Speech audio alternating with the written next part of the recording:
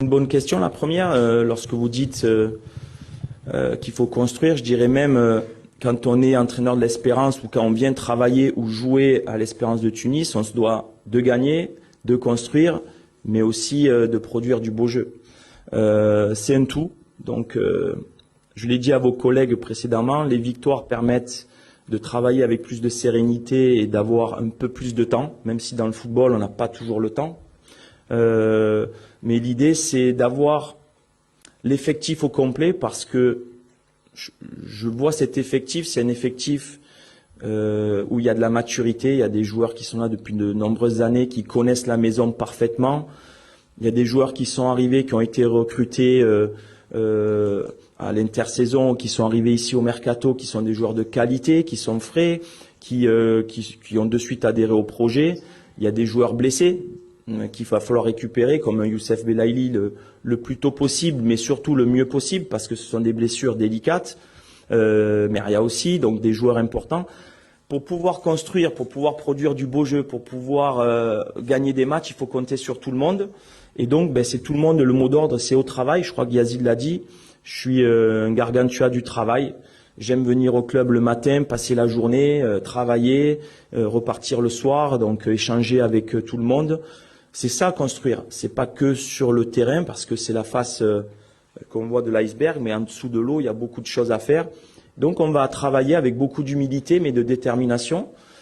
Oui, l'expérience en Afrique, pour répondre à votre deuxième question, elle est là. Ça va faire bientôt 20 ans que je suis en Afrique, avec des équipes nationales ou des clubs. Ma passion pour ce continent est immense parce que dans chaque pays où j'ai pu voyager, il y a de la qualité, il y a de l'engouement, il y a de la ferveur. Chaque club ou chaque fédération a sa spécificité. En tout cas, aujourd'hui, je rentre dans un club où il y a un ADN énorme. Et si on a bien une similitude avec ce club, c'est que je suis un gagneur. J'aime gagner et ce club aime gagner, avoir des titres. Donc, on va travailler, je vous ai dit, avec beaucoup d'humilité, mais de détermination. On va jouer ce quart de finale qui ressemble à une finale, mais voilà, on est ambitieux, on va bien se préparer pour ne pas se fixer de limites et avancer dans cette compétition le plus loin possible. Ce sont des matchs difficiles, mais pour eux aussi, c'est un tirage difficile pour les deux équipes. Donc on va se préparer avec, je répète, humilité mais détermination. Merci coach. D'autres questions? Il faut tenir compte que nous sommes à l'Espérance de Tunis, donc l'avis que j'ai sur les matchs que j'ai pu regarder, c'est que lorsque les équipes affrontent l'Espérance de Tunis, ils ont souvent pour objectif de jouer sur des blocs bas, d'essayer de préserver et de protéger leur but. Et donc, de ce que je peux voir de l'Espérance, c'est souvent une équipe qui a le ballon, qui essaie de combiner, d'essayer de trouver la faille pour marquer un but face à des défenses regroupées, des blocs compacts.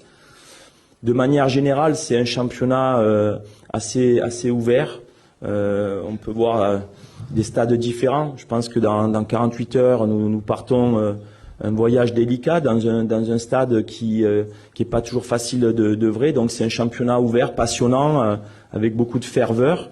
Et il faut surtout s'adapter aux différents stades, aux différentes conditions, mais ça reste du football et ça reste du football en Afrique et donc passionnant parce qu'à chaque fois des publics qui veulent supporter leur couleur, leur club, donc beaucoup de ferveur, on s'attend à ça, mais voilà, on est l'Espérance de Tunis, on se doit d'être à la hauteur pour chaque match.